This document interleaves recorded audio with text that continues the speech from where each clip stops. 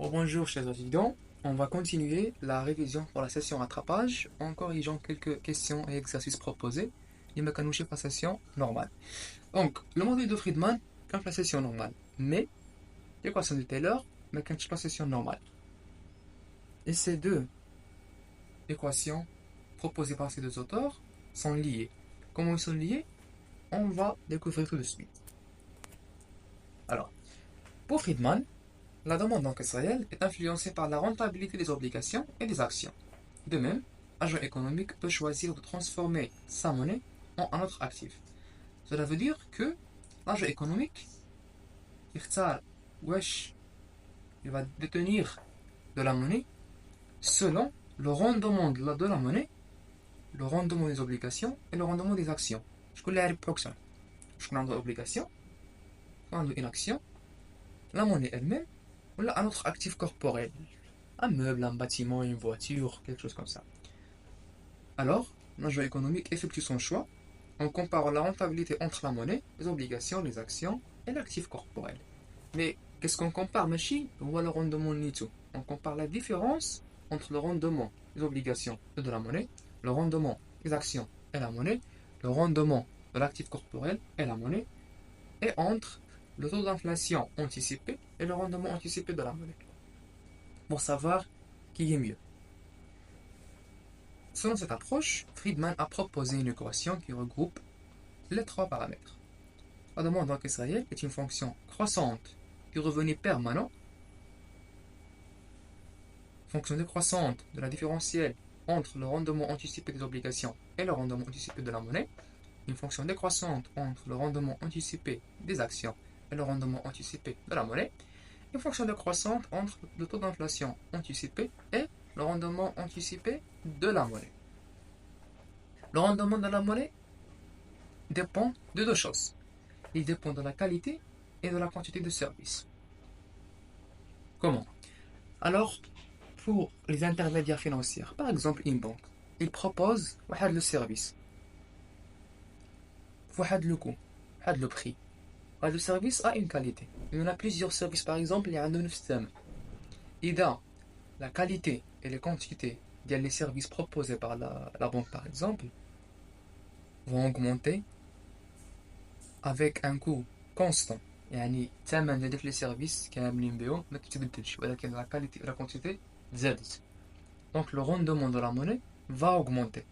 C'est pour cela que l'agent économique compare le rendement des obligations, des actions et de taux d'inflation anticipé avec le rendement de la monnaie. Comment maintenant on va mettre le lien avec la formule de Taylor? Non, tout d'abord, on va savoir c'est quoi la formule de Taylor. Bon.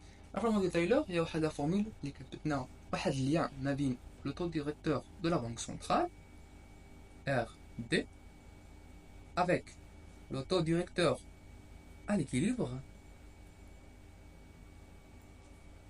Bien sûr, quand on parle de l'équilibre, on parle du plein emploi des ressources matérielles et physiques, des personnes et des ressources non matérielles.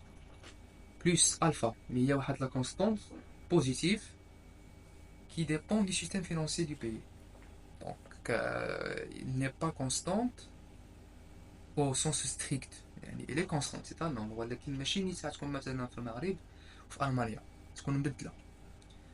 الألفا multiplié par pi اللي هو le taux d'inflation courant moins le taux d'inflation cible اللي هو يكون à l'équilibre plus bêta. De même, c'est une constante positive qui dépend du système financier du pays multiplié par le taux de croissance courant moins le taux de croissance cible. Alors, où est le lien entre la formule de Taylor et l'équation suggérée par Friedman? Bon, la formule de Taylor s'intéresse au taux directeur pratiqué par la Banque centrale. Taux directeur, bien sûr, c'est un taux d'intérêt renforcé, mais plutôt renforcé par la Banque centrale aux banques commerciaux. Par exemple, au Maroc, c'était de 2,5%, je pense, ça fait 2 années. Donc, le taux d'intérêt pratiqué par la Banque centrale, là les banques commerciales, influence de manière indirect, le taux d'intérêt pratiqué par les banques commerciaux في les prêts bancaires. L'intérêt اللي كيعملوا في السلف يكون influencé بهذا le taux directeur. De même, quand la banque, même plutôt l'État, émet un titre obligataire, qui est influencé par le taux directeur de la Banque centrale. Puisqu'il est influencé par le taux directeur de la Banque centrale, elle va influencer le rendement anticipé de l'obligation. De même, le taux directeur de la Banque centrale est lié à la différence entre l'inflation courante et l'inflation cible. Et on sait que dans le modèle de Friedman, on compare l'inflation anticipée avec le rendement anticipé de la monnaie. Le taux directeur pratiqué par la Banque centrale, bien sûr, va influencer le rendement de la monnaie. Et quand le taux directeur est là, il n'y aura pas beaucoup de prêts bancaires, il n'y aura pas beaucoup d'investissements. Donc, la circulation de la masse monétaire va se ralentir un petit peu. Donc, le rendement anticipé de la monnaie est affecté plutôt. De même, pour le taux d'inflation cible, bien plutôt anticipé, l'inflation va augmenter quand l'inflation va augmenter. Par exemple, la masse monétaire augmente, mais la production globale reste la même, elle est constante. Comment la masse monétaire va augmenter et la production globale va rester la même. Par exemple, là, le taux d'intérêt, plutôt le taux directeur pratiqué par la Banque centrale va diminuer à un minimum de 1% ou bien 0,5% par exemple. Donc, les banques auront la facilité d'accroître, plutôt d'octroyer les prêts bancaires successifs et multiples aux agents économiques.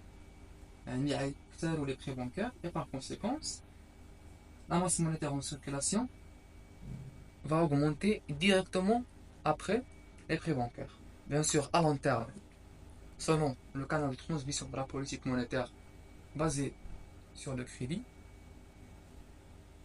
si les prêts bancaires augmentent, l'investissement augmente, la production globale augmente. À long terme. Mais à court terme, il y aura un problème d'inflation. C'est selon cette méthode qu'on peut lier la formule de Taylor avec le modèle de Friedman.